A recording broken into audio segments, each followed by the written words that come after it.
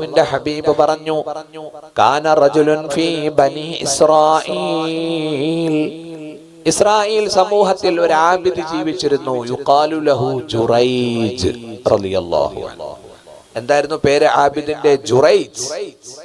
ജുറൈജ്. ബഹുമാനപ്പെട്ട സഹോദരങ്ങളെ, തന്റെ പർണശാലയ്ക്കകത്ത്, കൂടാരത്തിനകത്ത് ദീർഘകാലം ഇബാദത്ത് ചെയ്തു. നിസ്കാരവും ദിക്റും അതുപോലെ ഇബാദത്തുകളുമായി കഴിച്ചുകൂട്ടുകയാണ്.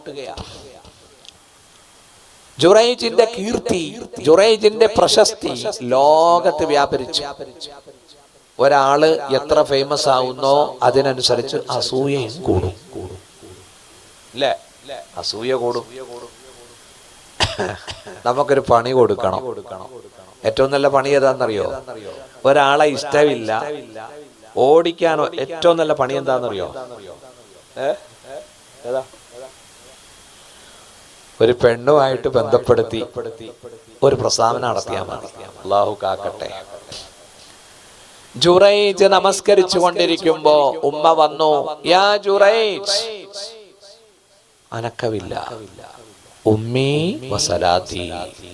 ജുറൈജിന്റെ ഹൃദയം പറയുകയാണ്, ഉമ്മ വിളിക്കുന്നു, എന്റെ നിസ്കാരവോ.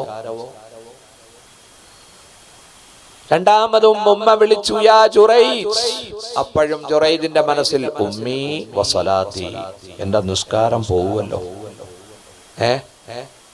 എന്റെ ഉമ്മയാണല്ലോ വിളിക്കുന്നത്. ആശയക്കുഴപ്പത്തിലായി. വീണ്ടും ഉമ്മ വിളിച്ചു.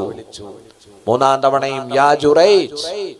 അപ്പോഴും എന്റെ ഉമ്മയാണല്ലോ വിളിക്കുന്നത്, ഞാൻ ഉമ്മയ്ക്ക് ജവാബ് കൊടുക്കണോ അതോ സ്വലാത്തി, എന്റെ നിസ്കാരം മുറിക്കണോ? ഏതായാലും ജുറൈജ് നിസ്കാരം മുറിച്ചില്ല. ആ ഉമ്മ പോകുന്നതിന് മുമ്പ് ഒരു വാക്ക് പറഞ്ഞു. എന്താ പറഞ്ഞത്? അല്ലാഹുമ്മ ലാ തുമിതുഹു ഹത്താ യൻളുറ ഇലാ വുജൂഹിൽ മുമിസാത്ത്. അല്ലാഹുവേ, ജുറൈജിനെ നീ മരിപ്പിക്കരുത് അല്ലാഹ്. ഹത്താ യൻളുറ, എന്റെ മകൻ ജുറൈജ് നോക്കുന്നത് വരെ, കാണുന്നത് വരെ, ഇലാ വുജൂഹിൽ മുമിസാത്ത്, അഭിസാരികമാരുടെ മുഖത്തേക്ക്, വേശ്യാസ്ത്രീകളുടെ മുഖം കാണുന്നത് വരെ എന്റെ മകനെ മരിപ്പിക്കല്ലേ അല്ലാഹ്. ദുആ കബൂലായി. ദുആ കബൂലായി. അതുകൊണ്ടാ ഉമ്മാമാരെയും വാപ്പാമാരെയും ഒന്നും പിണക്കരുത്. നല്ല ദുആ മേടിച്ചെടുക്കണം. നല്ല ദുആ എങ്ങനെ കിട്ടും? വാപ്പച്ചാക്ക് പ്രായമായി, മക്കൾ ചിന്തിക്കണം, നമ്മുടെ ആ ജീവിതം മുഴുവനും നമുക്ക് വേണ്ടിയാണ് ചെലവഴിച്ചത്. ഇന്ന് വാപ്പാടെ കാലിന് നീരുണ്ട്, വാപ്പ കിടക്കാൻ ഒരുങ്ങുന്നു, പക്ഷേ ആരുമില്ല ഖിദ്മത്ത് ചെയ്യാൻ. ആ കട്ടിലിൽ ചെന്നിരുന്ന്, ഉപ്പ ഞാൻ ശകലം മസാജ് ചെയ്തു തരാം, ഒന്ന് കാലൊക്കെ ഒന്നക്കി കൊടുക്കുമ്പോൾ ആ വാപ്പയുടെ കൺതടം നനയും. അല്ലാഹുമ്മ റഹംഹു, അല്ലാഹുമ്മ റഹം വലദി, അല്ലാഹു എന്റെ കുട്ടിക്ക് നീ റഹ്മത്ത് ചൊരിയണേ. ആ ദുആ കിട്ടിയാൽ രക്ഷപ്പെടൂലേ? രക്ഷപ്പെടൂലേ? രക്ഷപ്പെടും. ഒരു പ്രായമൊക്കെ കഴിയുമ്പോ മുട്ടിന്റെ താഴെ ആ കാലൊക്കെ ഒന്ന് ഉമ്മാക്ക് നെക്കി കൊടുത്താൽ എന്തൊരു സന്തോഷമാണെന്നറിയോ? അതിന് പെമ്മക്കൾ കെട്ടിച്ചു വിട്ട അവിടെയാ. അവരിവിടെ വരുവോ? ഇല്ലേ? വരുവോ ഉസ്താദേ? ആ, അവര് വരും. എപ്പോഴാ വരുന്നറിയോ? ഉമ്മാടെ റൂഹ് പോകുമ്പോ കാതിൽ കിടക്കുന്ന അലിക്കത്ത് വെട്ടാൻ വേണ്ടി വരും. അവിടെ വല്ലതും കിട്ടുവോന്നറിയാൻ വേണ്ടി. പിന്നെ സ്വത്തൊക്കെ വീതം വെച്ച് കണക്കിന് ആങ്ങളമാര് കൊടുത്തില്ലെങ്കിൽ യുദ്ധം ചെയ്യാൻ വരും. അല്ലേ? അല്ലേ? ആ, ആർക്കാ പൈസ വേണ്ടാത്തത്, പണം വേണ്ടാത്തത്? സുബ്ഹാനല്ലാഹ്, സുബ്ഹാനല്ലാഹ്. നോക്കൂ, ജുറൈജ്, ഇവിടെ ഒരു മസാലയുണ്ട് കേട്ടോ. ഉമ്മ നിസ്കാരത്തിൽ വിളിച്ചാൽ സുന്നത്ത് നിസ്കാരമാണെങ്കിൽ നമുക്ക് മുറിക്കാം. ഫർള് നിസ്കാരമാണെങ്കിൽ കൊച്ചു സൂറത്തോതി വേഗം നിസ്കാരത്തിനെ തഖ്ഫീഫാക്കിയിട്ട് ഉമ്മാടെ വിളിക്ക് ഉത്തരം ചെയ്യണം. പക്ഷേ ഇത് ജുറൈജ് ബനൂ ഇസ്രായേൽപ്പെട്ടതാണ്. അദ്ദേഹത്തിന് അതിന്റെ ഇൽമില്ലായിരുന്നിരിക്കാം. ഏതായാലും ഉമ്മയുടെ പ്രാർത്ഥന ഫലിക്കുന്നത് എങ്ങനെയാണെന്ന് നോക്കൂ. ജുറൈജ് നാട്ടിൽ പോപ്പുലറായി, അസൂയക്കാരുമായി. ഓ എന്നാ ഇബാദത്താ, കൂടാരത്തിൽ കയറിയാ പിന്നെ മൂപ്പരെ പുറത്തേക്ക് കാണൂല അല്ലേ. ഇതൊരു സ്ത്രീ അറിഞ്ഞു, സുന്ദരിയും സുമുഖിയുമായ ഒരു അഭിസാരിക, ശരീരത്തെ വിറ്റു നടക്കുന്ന ഒരു സ്ത്രീയും ഇതറിഞ്ഞു. എന്നാ ശരി, നമുക്ക് ഒന്ന് ജുറൈജിനെ ഒന്ന് പണി കൊടുത്തു നോക്കാം. നോക്കൂ, ശരീരത്തിന്റെ സൗന്ദര്യം പ്രകടിപ്പിച്ചുകൊണ്ട് തന്റെ പർണശാലയുടെ മുമ്പിൽ വന്നു നിന്നുകൊണ്ട് വർത്തമാനം തുടങ്ങി ഈ പെണ്ണ്. പക്ഷേ ജുറൈജ് ഒന്നും നോക്കുക പോലും ചെയ്തില്ല. ഒരുപാട് ശ്രമിച്ചു നോക്കി ജുറൈജിനെ വഴിതെറ്റിക്കാൻ, പക്ഷേ ആ പെണ്ണ് പരാജയപ്പെട്ടു. ആ പെണ്ണ് ചെന്നിട്ട് അവിടെ ആടുകളെ മേച്ചുകൊണ്ടിരുന്ന ഒരു റായിയുടെ അടുത്ത് ചെന്ന് അദ്ദേഹത്തോട് കിന്നാരം പറയാൻ തുടങ്ങി. അയാള് ഈ പെണ്ണിനെ സൗന്ദര്യത്തിൽ വീണു. ഹദീസിൽ കാണാം, ബുഖാരി റിപ്പോർട്ട് ചെയ്ത ഹദീസ്, അല്ലാഹുവിന്റെ റസൂൽ പറഞ്ഞു, അവരിരുവരും ലൈംഗിക സംസർഗത്തിൽ ഏർപ്പെട്ടു. ഫഹമലത്, അവൾ ഒരു കുഞ്ഞിനെ ഗർഭം ധരിച്ചു. ആ കുഞ്ഞിനെ പ്രസവിച്ചു കഴിഞ്ഞാൽ കുഞ്ഞിനെ കൊണ്ടുവന്നിട്ട് സമൂഹത്തോട് പറഞ്ഞു, സമൂഹമേ, ഓ എന്തൊരു സ്നേഹമാ, നിങ്ങളൊക്കെ ജുറൈജിന്റെ ഫാനാണല്ലേ. അയാളൊരു പൂച്ച സന്യാസിയാ, കണ്ടോ ഈ കുഞ്ഞ് ജുറൈജിന്റേതാ.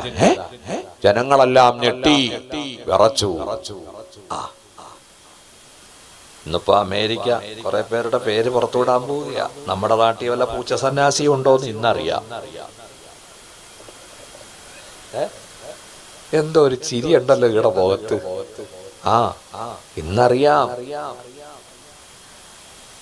ബഹുമാനപ്പെട്ട സഹോദരങ്ങളെ, ജനങ്ങളിളകി ഓടി വന്നു. ഹദീസിൽ കാണാം, തല്ലാനും ചവിട്ടാനും തുടങ്ങി. അല്ലാഹുവിനെ ഇബാദത്ത് ചെയ്ത പാവപ്പെട്ട മനുഷ്യനെ, ആഹാ, നീ ഇത്രയും കാലം വിശുദ്ധി ചമഞ്ഞ് ജീവിച്ചു, നീ ഇന്നൊരു സ്ത്രീയുമായി വ്യഭിചരിച്ചു, ആ സ്ത്രീയിൽ നിനക്കൊരു കുട്ടിയുണ്ടായി അല്ലേ. അവര് ജുറൈജ് എന്ന ആബിദിനെ വലിച്ചിട്ടു പുറത്തേക്ക്. എന്നിട്ട് ഹദമു സൗമഅത, ആ പർണശാല കൂടാരം തല്ലിത്തകർത്തു. ബഹുമാനപ്പെട്ട ജുറൈജ് 2 റക്അത്ത് നമസ്കരിച്ചു, അല്ലാഹുവിനോട് ദുആ ചെയ്തു. എന്നിട്ട് ആ സ്ത്രീയോട് ചോദിച്ചു, എവിടെ കുട്ടി? എന്റെ കുട്ടിയാന്ന് നീ പറഞ്ഞില്ലേ, ആ കുട്ടി എവിടെ? ആ കുട്ടിയുടെ അടുത്ത് നിന്നു. ജനങ്ങളെല്ലാം ഇത് സാക്ഷിയാണ്, ജനങ്ങളെല്ലാം നോക്കിക്കൊണ്ടിരിക്കുക. ആ കുട്ടിയുടെ അടുത്ത് വന്നിട്ട് ചോദിച്ചു, യാ ഗുലാമൻ അബാക്, ആരാണ് നിന്റെ ഉപ്പ, ആരാണ് നിന്റെ പിതാവ്? എല്ലാവരും നോക്കി നിൽക്കുമ്പോ ആ കുട്ടി പറഞ്ഞു, തൊട്ടിലിൽ വെച്ച് സംസാരിച്ച കുട്ടികളിൽ ഒരു കുട്ടിയാണ് ഈ കുട്ടി. ആ കുട്ടി പറയുകയാണ്, ഫുലാനുർ റാഇ, എന്റെ പിതാവ് ആട്ടിടയനാണ്. ജനങ്ങളൊക്കെ മൂക്കത്ത് വിരൽ വെച്ചു. ഇനി കൊടുത്ത ചവിട്ടും തൊഴിയും തിരിച്ചെടുക്കാൻ പറ്റുമോ? അവരെല്ലാം വന്നിട്ട് മാപ്പ് ചോദിച്ചു ജുറൈജിന്റെ മുമ്പിൽ വന്നിട്ട്, ജുറൈജ്, മാപ്പാക്കണം, മാപ്പാക്കണം, ഞങ്ങൾ തെറ്റിദ്ധരിപ്പിക്കപ്പെട്ടു. നബ്നി സൗമഅതക മിൻ ദഹബ്, സ്വർണം കൊണ്ട് നിനക്ക് ഇബാദത്ത് ചെയ്യാൻ ഒരു വീട്, ഒരു പർണശാല ഞങ്ങൾ പണിതു തരാം. വേണ്ട വേണ്ട വേണ്ട വേണ്ട, എനിക്ക് എന്റെ പഴയ ആ ചെളിമണ്ണ് കൊണ്ടുള്ള ഒരു റൂം പണിതാൽ മതി എന്ന് ജുറൈജ് പറഞ്ഞതായി ഹദീസിൽ കാണാം. മാതാവിന്റെ ദുആ സാക്ഷാത്കരിച്ചു അല്ലേ, സാക്ഷാത്കരിച്ചു. അല്ലാഹു കാക്കട്ടെ, മാതാപിതാക്കളെ ഇടങ്ങേറാക്കല്ലേ, അവരുടെ ബദ്ദുആ മേടിച്ചെടുക്കല്ലേ, അവരുടെ നല്ല ദുആ മേടിച്ചെടുക്കണം. എന്റെ ഉമ്മ 82 വയസ്സുണ്ട്. ഞാൻ കൊല്ലത്തേക്ക് വരും, അല്ലെങ്കിൽ മലബാറിനോ കാസർഗോഡിനോ ഇവിടെ എങ്ങോട്ട് വാതിന് പോയാലും ഉമ്മാരുടെ അടുത്ത് പോകും. ഇന്നെവിടെയാ മോനെ നസീഹത്ത്? അള്ളാഹു ബർക്കത്ത് ചെയ്യട്ടെ. ആ തള്ള, ആ മാതാവ് ദുആ ചെയ്ത് അനുഗ്രഹിച്ചാണ് ഞങ്ങളെ മക്കളെല്ലാം പുറപ്പെടുന്നത്. അള്ളാഹു തആല പടച്ചവൻ തൗഫീഖ് ചെയ്യട്ടെ. ബഹുമാനപ്പെട്ട സഹോദരങ്ങളെ, ഉമ്മയാണ് കേട്ടോ. ഉമ്മയുടെ സ്ഥാനം അറിയണമെങ്കിൽ ഉമ്മ മരിക്കണം. ഒരു സംഭവം പറയാം. ഏതാനും കൊല്ലങ്ങൾക്ക് മുമ്പ് ജപ്പാനിൽ ഭൂമി കുലുങ്ങി. ജപ്പാനിൽ വലിയ ഭൂമി കുലുങ്ങി. സുഹൃത്തുക്കളെ, ഭൂമി കുലുക്കം അതിജീവിക്കുന്ന പാലങ്ങളൊക്കെ നിർമ്മിച്ചു എന്നാണ് പറയുന്നത്. പക്ഷേ പാലങ്ങളെല്ലാം താഴെ വീണു. നോക്കൂ, ഒരുപാട് ജനങ്ങൾ കൊല്ലപ്പെട്ടു, മരണപ്പെട്ടു. അപ്പോ മണ്ണിനകത്ത് മിനി സ്കർട്ട് ധരിച്ച ഒരമ്മ മണ്ണിനകത്ത് പുതഞ്ഞു കിടക്കുന്നു. റെസ്ക്യൂവിന്റെ ആളുകൾ, ജീവകാരുണ്യത്തിന്റെ പ്രവർത്തകർ ചെന്നു മണ്ണൊക്കെ മാറ്റി ഈ സ്ത്രീയെ ഒന്ന് നിവർത്തി കിടത്തുമ്പോൾ കണ്ടത് തന്റെ കരവലയത്തിനകത്ത് ഒരു കൊച്ചു കുഞ്ഞ് അമ്മയുടെ കൈക്കകത്ത്. ആ അമ്മ മരണപ്പെട്ടു, കുഞ്ഞിന് ജീവനുണ്ട്. മൊബൈലൊക്കെ തുടങ്ങുന്ന കാലമാണത്. വലിയ തടിച്ച ഒരു മൊബൈൽ സൈഡിൽ കിടക്കുന്നു. റെസ്ക്യൂവിന്റെ ആളുകൾ ആ മൊബൈൽ എടുത്ത് നോക്കുമ്പോ അതിന്റെ സ്ക്രീനിൽ 4 വരി എഴുതി വച്ചിരിക്കുന്നു. എന്താ എഴുതി വച്ചിരിക്കുന്നത്? If you can survive you must remember that I love you. സുഹൃത്തുക്കളെ, ചന്ദ്രികയുടെ സൺഡേ ഫീച്ചറിൽ 10-20 വർഷം മുമ്പ് ഞാൻ ഇത് വായിച്ചത് ഓർക്കുന്നു. ഏതാണ്ട് അതേ സമയത്ത് എനിക്കും ഒരു തടിച്ച മൊബൈല്. ഞാൻ അന്ന് മസ്കറ്റിൽ പോയി. മസ്കറ്റിലെ സമസ്തയുടെ നേതാവ് മാനാർ ഇസ്മായിലു ഞാജി എനിക്കൊരു മൊബൈൽ സംഭാവന ചെയ്തു. ഇന്നത് കണ്ടാ എടുത്തെറിയും നമ്മൾ. കാരണം ഇപ്പൊ തടിച്ച മൊബൈൽ ആർക്കും വേണ്ട, സ്ലിം മതി അല്ലേ? അല്ലേ? തടിച്ച മൊബൈൽ ഹദിയ കൊടുത്താൽ പോലും പേടിക്കൂല. ഇന്നത്തെ മൊബൈലിന്റെ വില എന്താന്നറിയാം? എവിടെ എന്റെ മൊബൈൽ? പാവം ഷമ്മാസ് ഉസ്താദിന്റെ മൊബൈലിന്റെ വില കേട്ട നിങ്ങൾ ഓടും കേട്ടോ. 1 ലക്ഷം ഒന്നുമില്ല. സുബ്ഹാനല്ലാഹ്, സുബ്ഹാനല്ലാഹ്. മൊബൈലിന്റെ സ്ക്രീനിൽ ഭൂമി കുലുക്കം തുടങ്ങിയപ്പോ തന്റെ പ്രിയപ്പെട്ട കുട്ടിക്ക് വേണ്ടി എഴുതിയ മെസ്സേജാണ്. ഒരു തള്ള, ഒരു അമ്മ എഴുതിയ മെസ്സേജാണ്. ഇഫ് യു ക്യാൻ സർവൈവ്, കുഞ്ഞെ, ഈ ഭൂമി കുലുക്കത്തെ നീ അതിജീവിച്ചാൽ, നീ രക്ഷപ്പെട്ടാൽ, ഞാൻ മരണപ്പെട്ടാൽ, യു മസ്റ്റ് റിമെമ്പർ ദാറ്റ്, ഉറപ്പായിട്ടും നീ ഓർക്കണം, ഐ ലവ് യു. മാതാവായ ഞാൻ നിന്നെ വളരെയധികം സ്നേഹിച്ചിരുന്നു എന്ന് നീ ഓർക്കണേ. അതാണ് ഉമ്മ. അതാണ് ഉമ്മ. ബാപ്പ ദേഷ്യപ്പെടണ്ട. ബാപ്പയ്ക്ക് വേറൊരു പദവിയാ അല്ലേ? ബാപ്പയാരാ? വറജുലു റാഇൻ ഫി അഹ്ലി ബൈതി, കുടുംബത്തിന്റെ നേതാവാണ് ഉപ്പ. വൽമർഅതു റാഇയത്തുൻ ഫി ബൈതി സൗജിഹാ, ഭർത്താവിന്റെ വീട്ടിലെ രാജ്ഞിയാണ് പെണ്ണ്. ഓരോരുത്തർക്കും ഓരോ പദവിയാ. അതുകൊണ്ട് മുഅ്മിനീങ്ങളെ, അല്ലാഹുവിനോടുള്ള കടമ കേട്ടു, മാതാപിതാക്കളോടുള്ള ഹുഖൂഖുകളും കേട്ടു. മൂന്നാമത് അല്ലാഹു പറഞ്ഞു വബിദിൽ ഖുർബാ, അടുത്ത ബന്ധുക്കൾക്കും കടമകളുണ്ട്. അടുത്ത ബന്ധുക്കൾ ആരാണ്? അടുത്ത ബന്ധുക്കൾ അള്ളാഹുവിന്റെ റസൂല് പറഞ്ഞു, 1-ാം സ്ഥാനം ഉമ്മ, 2-ാം സ്ഥാനം ബാപ്പ, 3-ാം സ്ഥാനം പെങ്ങൾ, 4-ാം സ്ഥാനം സഹോദരൻ. പിന്നെ അള്ളാഹുവിന്റെ റസൂല് പറഞ്ഞു, പദം മാറ്റി പറഞ്ഞു, സുമ്മ ദിനാക്ക, പിന്നോട് അതിനോട് അടുത്തവർ. ആരാണ് ഈ അടുത്തവർ? ഒരു സഹാബി വന്നിട്ട് പറഞ്ഞു, യാ റസൂലല്ലാഹ്, ഇന്നി അദ്നബതു ദംബൻ അലീമ, ഞാൻ വലിയ തെറ്റ് ചെയ്തു പോയി. ഫഹല്ലി മിൻ തൗബ, എനിക്ക് തൗബയുണ്ടോ? അല്ലാഹുവിന്റെ റസൂൽ പറഞ്ഞു, ഫഹല്ലക മിൻ നിന്റെ ഉമ്മ ജീവിച്ചിരിപ്പുണ്ടോ? ഇല്ല, വഫാത്തായി, മരിച്ചുപോയി, പള്ളിക്കാട്ടിലാണ്. ഫഹല്ലക മിൻ ഖല, നിന്റെ ഉമ്മയുടെ സഹോദരി ഉണ്ടോ? മൂത്തുമ്മയോ കൊച്ചുമ്മയോ ജീവിച്ചിരിപ്പുണ്ടോ? ഉണ്ട് അല്ലേ? ശരി, നിന്റെ ദോഷം അല്ലാഹു പുറത്തു തരും. ഫബിർറഹാ, നീ നിന്റെ എളാമ്മയ്ക്ക്, കൊച്ചുമ്മാക്ക്, മൂത്തുമ്മാക്ക് നീ പുണ്യം ചെയ്തോ, ഉപകാരം ചെയ്തു കൊടുത്തോ, നിന്റെ ദോഷം അല്ലാഹു പൊറുക്കുമെന്ന് മുഹമ്മദ് മുസ്തഫ. എന്ത് തെറ്റാന്ന് റസൂലുള്ളാഹി ചോദിച്ചില്ല. ഇസ്ലാമിക സൊസൈറ്റി എന്ന് പറഞ്ഞാൽ മാതൃകാ സൊസൈറ്റിയാ. ഞാൻ നിങ്ങളുടെ പരദൂഷണം പറയരുത്, നിങ്ങൾ എന്റേതും പറയരുത്. അത് ഇറച്ചി തിന്നും പോലെയാ, അതും ശാപം. അല്ലാഹു കാക്കട്ടെ. നമ്മളിപ്പോ ഒരാളുടെ കുറ്റം പറയുമ്പോൾ അവിടെ ഒരു ദുർഗന്ധം പരക്കുമെന്ന, അതിലൂടെയാണ് മലക്കുകൾ അറിയുന്നതെന്ന. ഉണ്ടോ? അല്ലാഹു കാക്കട്ടെ. അത് മാത്രമല്ല, നിങ്ങളിപ്പോ എന്നെ പറ്റി ഒരു പരദൂഷണം പറയും, അത് വേറൊരാളോട് പറയും, അയാളാണെങ്കിൽ എന്നെ വളരെ സ്നേഹിക്കുന്ന ബഹുമാനിക്കുന്ന ആളുവാ, അതോടുകൂടി പിന്നെ അയാൾ എന്നെ നോക്കാതെയാവും അല്ലേ? എന്താ കാരണം? നിങ്ങളുടെ പരദൂഷണം കാരണം. ആണോ അല്ലേ? വഹാബ് മന്നാനിയെ പറ്റി ഞാൻ വേറൊരു പണ്ഡിതനോട് ഗീബത്ത് പറഞ്ഞാൽ പറയപ്പെടുന്ന ആള് പിന്നെ വഹാബ് മന്നാനിയെ സ്നേഹിക്കുവോ? ഇല്ല. അത് മാത്രവുമല്ല, എന്തിനാണ് മറ്റുള്ളവരുടെ കുറ്റം പറയുന്നത്? അത് അല്ലാഹു പൊറുക്കൂല. അത് അല്ലാഹു പൊറുക്കണമെങ്കിൽ പറയപ്പെട്ട ആരുടെ ഗീബത്താണോ പറഞ്ഞ അദ്ദേഹം നമുക്ക് പുറത്തു തരണം. ഉണ്ടോ? ബഹുമാനപ്പെട്ടവരെ, കുറ്റങ്ങൾ നോക്കി നടക്കാതെ, കുറ്റങ്ങൾ അയ്ബുകൾ നോക്കി നടക്കാതെ, വ്രണമുള്ള സ്ഥലത്ത് വരുന്നത് ഈച്ചകളാണ്, അല്ലേ?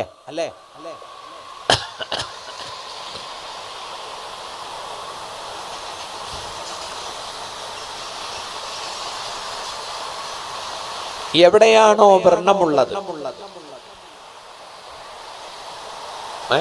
എവിടെയാണോ പഴുത്തിരിക്കുന്നത്, അവിടെ വരുന്നത് ഈച്ചകളാണ്. അല്ലാഹു കാക്കട്ടെ, അല്ലാഹു കാക്കട്ടെ. ഹബീബേ, ഹീബത്ത് പറയാവുന്നതിന് സമയമില്ല. ഖിയാമത്ത് 10 ദിക്ർ ചൊല്ല്, സ്വലാത്ത് ചൊല്ല്, ഖൽബിനെ വൃത്തിയാക്ക്, ഈ ഖൽബിനെ നന്നാക്ക്. അല്ലാഹു അനുഗ്രഹിക്കട്ടെ, അല്ലാഹു അനുഗ്രഹിക്കട്ടെ. നബി തിരുമേനി എപ്പോഴും പ്രാർത്ഥിക്കും, اللهم آت نفسي تقواها وزكيها أنت خير من زكاها أنت وليها ومولاها. ഹാഫിദ് ഇബ്നു കസീർ റഹ്മഹുല്ലാഹ് തഫ്സീർ ഇബ്നു കസീർ വശംസി സൂറത്തിന്റെ മുകളിൽ ഈ ഹദീസ് കൊടുത്തിട്ടുണ്ട്, ഈ ദുആ കൊടുത്തിട്ടുണ്ട്. അല്ലാഹുമ്മ ആതി നഫ്സി തഖ്വാഹാ, എൻ്റെ നഫ്സിനെ, എൻ്റെ ശരീരത്തിന് അതിന്റെ തഖ്വ നീ തരണമേ. ഉണ്ടോ? വസക്കിഹ, എൻ്റെ ആത്മാവിനെ നീ സ്ഫുടം ചെയ്യണേ, ശുദ്ധീകരിക്കണേ. അന്ത ഖൈറു മൻ സക്കാഹ, നീയാണ് ആത്മാവിനെ ശുദ്ധീകരിക്കുന്നതിൽ ഏറ്റവും ഉത്കൃഷ്ട. അല്ലേ? മയ്യത്ത് മുമ്പിൽ വന്നു, ഇമാമ നിസ്കാരത്തിന്റെ രൂപമൊക്കെ പറയും. ആദ്യം നിയത്ത് പറഞ്ഞു കൊടുക്കും, എന്നിട്ട് പറയും ഒന്നാമത്തെ തക്ബീറിന് ശേഷം ഫാത്തിഹ, രണ്ടാമത്തെ തക്ബീറിന് ശേഷം സ്വലാത്ത്, മൂന്നാമത്തെ തക്ബീറിന് ശേഷം മയ്യത്ത് നിസ്കാരത്തിന്റെ റൂഹ. എന്താ? അതാ മയ്യത്തിന് വേണ്ടിയുള്ള ദുആയ. ആ ദുആയുടെ അർത്ഥം കേട്ടാലുണ്ടല്ലോ മരിക്കാൻ തോന്നും. അത്ര നല്ല മീനിങ് അല്ലേ? വനഖിഹി മിനൽ ഖതായ കമാ യുനഖ സൗബുൽ അബിയളു മിനദ് ദനസ്. അഴുക്കിൽ നിന്ന് വെള്ളത്തുണിയെ എപ്രകാരം ശുദ്ധീകരിക്കപ്പെടുമോ അപ്രകാരം അല്ലാഹുവേ മയ്യത്തിനെ നീ ശുദ്ധീകരിക്കണമേ. അല്ലേ? സുബ്ഹാനല്ലാഹ്. എന്താ മയ്യത്തിന് വേണ്ടി ചെയ്യുന്ന ദുആ? അതെല്ലാവരും പഠിക്കണേ, എല്ലാവരും ആ ദുആ പഠിക്കണം. അധികം ആളുകൾക്ക് അറിയില്ല. അല്ലാഹുമ്മ ഗ്ഫിർ ലഹു വറഹ്മു, അല്ലാഹുമ്മ ഗ്ഫിർ ലഹു വറഹ്മു ആവർത്തിച്ചുകൊണ്ടിരിക്കും. അത് മദ്രസയിൽ നിന്ന് പഠിച്ച് പ്രാക്ടിക്കലായിട്ട് നമ്മൾ മയ്യിത്ത് നിസ്കാരത്തിൽ പങ്കെടുത്ത് ചൊല്ലിക്കൊണ്ടിരുന്നാൽ ഇല്ലെങ്കിൽ മറന്നുപോകും. ഞാൻ കൂട്ടത്തിൽ ഓർമ്മിപ്പിച്ചെന്നേ ഉള്ളൂ. അല്ലാഹു നമ്മുടെ ശരീരവും മനസ്സും വൃത്തിയാക്കാൻ പടച്ചോൻ തൗഫീഖ് നൽകട്ടെ. ദിക്റുകളും അല്ലാഹുവിനെ വളരെ കൂടുതൽ ദിക്ർ ചെയ്യുന്ന പുരുഷന്മാരും സ്ത്രീകളും. കർട്ടന്റെ പിന്നിലുള്ള പെണ്ണുങ്ങൾ ദാക്കിറാത്താണ്. ഇവിടെ ഇരിക്കുന്ന നിങ്ങൾ ദാക്കിരീനാണ്. നമ്മുടെ കൂടെ നമ്മുടെ ഭാര്യമാരും വരണ്ടേ സ്വർഗത്തിൽ? പറഞ്ഞോ വേണ്ടേ? പണ്ട് നടന്ന ഒരു സംഭവം എനിക്ക് ഓർക്കുക.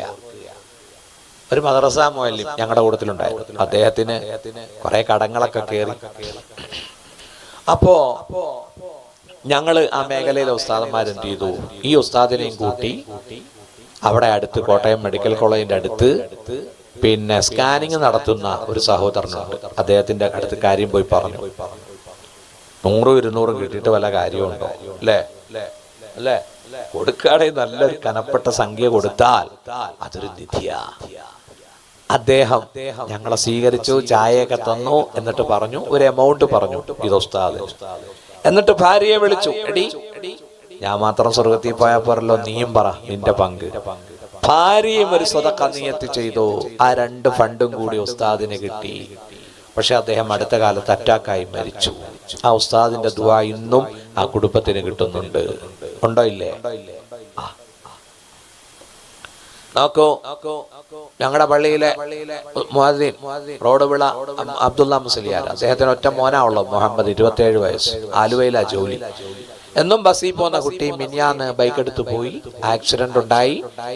ഭാഗ്യത്തിന് തലയ്ക്കൊന്നും പറ്റിയില്ല. പക്ഷേ ഇന്ന് 2 ഓപ്പറേഷൻ, ഇന്നലെ ഒരു ഓപ്പറേഷൻ. എവിടെ? ആലുവ, പിന്നെ രാജഗിരി ഹോസ്പിറ്റൽ. നല്ല ട്രീറ്റ്മെന്റ് ആണ്. പക്ഷേ ആശുപത്രിയിലൊക്കെ പോയി പെടുമ്പോഴേ അറിയൂ രൂപ എത്രയാവും അല്ലേ. ഇന്നലെ ഒരാൾ എന്നോട് പറഞ്ഞു, എന്റെ മകന്റെ ഭാര്യയ്ക്ക് കൈ പൊങ്ങുന്നില്ല, ഉസ്താദ് ദുആ ചെയ്യണം.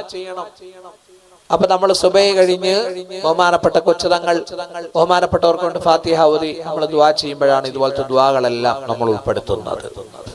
ആ സഹോദരി ആശുപത്രിയിൽ പോയി 2 ഇഞ്ചക്ഷൻ, 1 ഇഞ്ചക്ഷൻ 20,000, 2 ഇഞ്ചക്ഷൻ എത്രയായി? 40,000. അല്ലാഹുവേ, ഹിഫ്ളുൽ ഖുർആൻ കൊടുക്കാൻ പറയും, കൊടുക്കാൻ മടിയാ. ഹിഫ്ളുൽ ഖുർആനിന്റെ 5 മക്കൾക്ക് ഷഹാദത്ത് കൊടുക്കുന്ന പരിപാടി ഗംഭീരമാക്കിയിട്ടുണ്ട് കമ്മിറ്റിയും നാട്ടുകാരും. പക്ഷേ കാശ് വേണം. കാശ് ചോദിക്കുമ്പോ മടിയാ അല്ലേ. അവിടെ 150ഉം 250ഉം ആക്കും. ആശുപത്രിയിൽ 1000ങ്ങൾ കൊടുക്കും അല്ലേ. കൊടുക്കുവാ. സുബ്ഹാനല്ലാഹ്, സുബ്ഹാനല്ലാഹ്. ഹബീബേ, ഞാനും നിങ്ങളും ചെയ്യുന്ന സ്വതക്കയുടെ ഗുണം അള്ളാഹു നമ്മളെ നേരത്തെ അറിയിച്ചാൽ നമ്മളുള്ള സ്വത്ത് മുഴുവനും സ്വതക്ക ചെയ്യും. കണ്ടോ? ഹസ്സിനു അംവാലക്കും ബിസ്സക്കാ. നിങ്ങളുടെ സമ്പത്ത് നിങ്ങൾ പ്രൊട്ടക്ട് ചെയ്യണം. ഇയർലി കണക്ക് നോക്കി സക്കാത്ത് കൊടുത്തുകൊണ്ട്.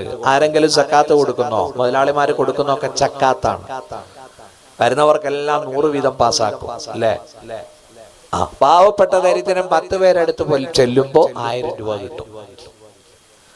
എന്നാ ഒരു മുതലാളി ഈ വർഷത്തെ സക്കാത്ത് ഇമാമിന്റെ പണ്ഡിതന്മാരോട് ചോദിച്ച് സക്കാത്ത് ശാസ്ത്രീയമായി കൊടുത്താൽ ഈ കൊല്ലം തന്നെ 10 പേരെ നമുക്ക് ദാരിദ്ര്യത്തിൽ നിന്ന് രക്ഷപ്പെടുത്താൻ സാധിക്കും. ഒരു 10 ലാഖ് കൊടുക്കേണ്ട മുതലാളി ഒരു 2 ലക്ഷം മാറ്റി വെക്കും. ബാക്കി 8 ലക്ഷം കൊടുത്തുകൂടെ? 2 ലക്ഷം നമ്മുടെ കുടുംബത്തിലും സുഹൃത്തുക്കള് ഇങ്ങനെ വരുന്നവർക്കൊക്കെ നമുക്ക് കൊടുക്കാം. ഇത് എല്ലാം അങ്ങ് ചക്കാത്താക്കും. ആർക്കും ഒരിടത്തും ഒരു പ്രയോജനവും കിട്ടൂല. ഒരു ഓട്ടോറിക്ഷ മേടിച്ചു കൊടുക്കും, ഒരു തയ്യൽ മെഷീൻ ഒരു പാവപ്പെട്ട സ്ത്രീക്ക് മേടിച്ചു കൊടുക്ക്. ഒരു തയ്യൽ മെഷീൻ ഒരു ഉമ്മയ്ക്ക് മേടിച്ചു കൊടുത്താൽ ആ സ്ത്രീ ദിവസം 1000 അല്ലെങ്കിൽ ചുരുങ്ങിയത് 500 രൂപയുടെ തയ്യൽ പണിയെടുത്ത് സ്റ്റിച്ചിങ്ങിലൂടെ അവള് ജീവിക്കും. ജീവിക്കൂലേ?